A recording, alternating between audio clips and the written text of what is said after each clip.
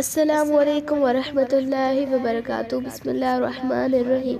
जिन ज़ख़्म ऐं तकलीफ़ुनि सहण खां पोइ बि अल्लाह ऐं रसूल जे सॾ ते ॿीहर जग लहण लाइ लब्बैक चयो ऐं जिन नेकी कई ऐं तक़वा इख्तियार कयाऊं यानी नाफ़रमानी खां बचिया, तिन लाइ संदसि रब वटि वॾो अजुर आहे।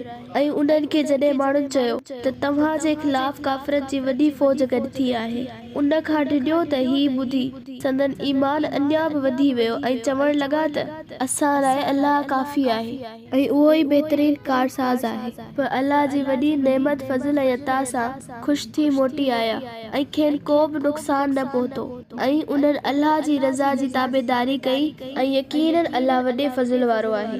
तंहिं करे मुसलमानो, हाणे तव्हांखे मालूम थी वियो हूंदो त बेशक उहो शैतान ई आहे जेको तव्हांखे अचायो पंहिंजे दोस्तनि खां डिॼारे थो, पोइ तव्हां उन्हनि खां न डिॼो ऐं जेकॾहिं सचा मोमिन आहियो त सिर्फ़ मूंखां ई डिॼो। ए पैगंबर सल्लल्लाहु अलैहि वसल्लम, जेके माण्हू कुफ्र जी राह में ॾाढी टिक टोड़ कनि था, उहे ई उन्हनि जूं सरगर्मियूं तोखे गमगीन न कनि। यकीनन हू अल्लाह ऐं अल्लाह जे दीन जो कुझु बि बिगाड़े न सघंदा। अल्लाह चाहे थो त अहिड़नि माण्हुनि जो आख़िरत में को बि हिसो न रखे ऐं बख़्शिश ऐं नेमतुनि खां महरूम करे ऐं उन्हनि लाइ वॾो अज़ाब आहे। यकीनन जिन माण्हुनि ईमान जे बदिले कुफ्र ख़रीद कयो, उहे अल्लाह जो कुझु बि नुक़सान न करे सघंदा, पर यकीनन पंहिंजी बर्बादी करे रहिया आहिनि ऐं उन्हनि लाइ दर्दनाक अज़ाब आहे।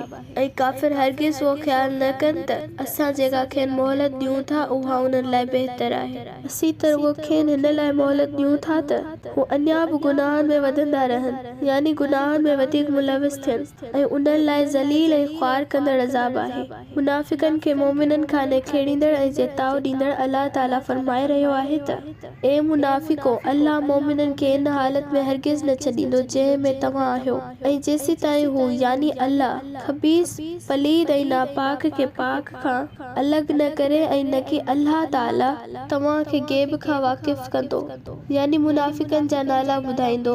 हू पंहिंजे रसूलनि मां जंहिंखे चाहींदो आहे तंहिंखे गैब जी ख़बरुनि लाइ चूंडींदो आहे। तंहिं करे ए मुनाफ़िक़ो, अञा बि वक़्तु अथव, अल्लाह ऐं संदसि रसूल खे मञियो ऐं उन्हनि ते ईमान आणियो। ऐं जेकॾहिं अव्हीं सचो ईमान आणींदो, शिर्क ऐं नफ़ाक़ ऐं नाफ़रमानी खां बचंदो ऐं तक़वा इख्तियार कंदो त अव्हां लाइ वॾो अजुर आहे।